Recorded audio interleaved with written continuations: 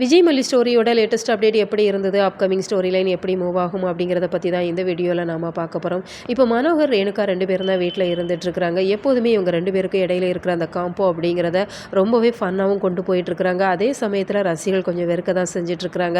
ஏன்னா இந்த மனோகர் ஸ்டார்டிங்கில் இருந்தே ரேணுகா மேலே சந்தேகப்பட தான் செய்கிறாங்க. ஆனாலுமே ஒரு சூழ்நிலையில் கூட அவங்கள பற்றின விஷயங்களை வெளிப்படுத்தாமல் இருக்கிறாங்களே, அந்த விஷயங்களை கண்டுபிடிச்சா நல்லா இருக்கும் அப்படிங்கிற மாதிரி தான் அவங்களோட கருத்துக்களாகவே இருந்துகிட்ருக்கு. ஏன்னா ரொம்பவே நல்ல நிலைமையில் இருக்கிற மனோகர் தோற்று போகிற மாதிரியும், இந்த புத்தி சுவாதீனம் இல்லாத ரேணுகா ஜெயிக்கிற மாதிரியும் தான் ஸ்டோரியை கொண்டு போயிட்டு இருக்கிறாங்க. இப்போ மனோகர் பாபு பேரில் அர்ச்சனை பண்ணலாம் அப்படிங்கிற மாதிரி தான் கோவிலுக்கு கிளம்பி இருக்கிறாங்க. அந்த பூக்களை எல்லாம் வீசி அந்த பழங்கள்லாம் சாப்பிட்டாங்க அப்படிங்கிறதால இப்போ அவங்க மேலே கோவப்பட்டிருப்பாங்க. இப்போ நிஷா தான் வந்து பார்க்குறாங்க. இவங்க தனியாக தூங்கிட்டு இருக்கிறாங்க அப்படிங்கவுமே அவங்க கிட்ட நடந்த விஷயத்தை எடுத்து சொல்கிறாங்க.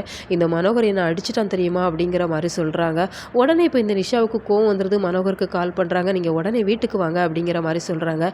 எந்த வீட்டுக்கு அப்படிங்கிறப்ப நீங்கள் இருக்கிற உங்கள் வீட்டுக்கு தான் வாங்க அப்படிங்கிற மாதிரி சொல்கிறாங்க. இப்போ மனோகருமே வந்துடுறாங்க. மனோகர் வரவுமே கேட்குறாங்க, என் அக்காவை நீங்கள் ஏன் அடிச்சிங்க அப்படிங்கிற மாதிரி கேட்குறாங்க. உன் அக்கா என்ன பண்ணான்னு தெரியுமா அப்படிங்கிறப்ப, ஒரு பழத்தை எடுத்து சாப்பிட்டதில் நீங்கள் என்ன குறைஞ்சி போயிடுவீங்க, நீங்கள் ஏன் இப்படியெல்லாம் அடவடித்தனம் பண்ணிட்டு இருக்கிறீங்க, என் அக்கா என்ன நிலைமையில் இருக்கா அப்படிங்கிறது உங்களுக்கு தெரியாதா அப்படிங்கிற மாதிரி நிஷா அவங்க தரப்பு நியாயத்தை எடுத்து சொல்கிறாங்க. மனோகருமே நடந்த விஷயத்தை எடுத்து சொல்ல ட்ரை பண்ணுறாங்க.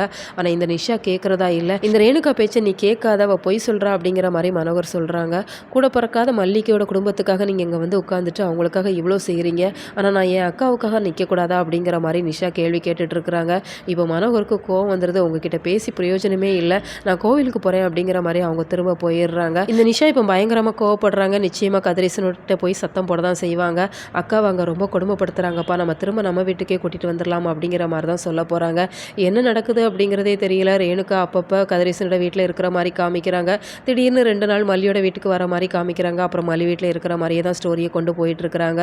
ஒரு தெளிவான சூழ்நிலைக்கு அவங்க வந்தாங்க அப்படின்னு சொன்னால் நல்லா தான் இருக்கும். நீங்கள் இதை எப்படி பார்க்குறீங்க? அவங்களோட கருத்துக்களை கமெண்ட் பாக்ஸில் சொல்லுங்கள். இது போன்ற வீடியோக்களுக்கு நம்ம சேனலை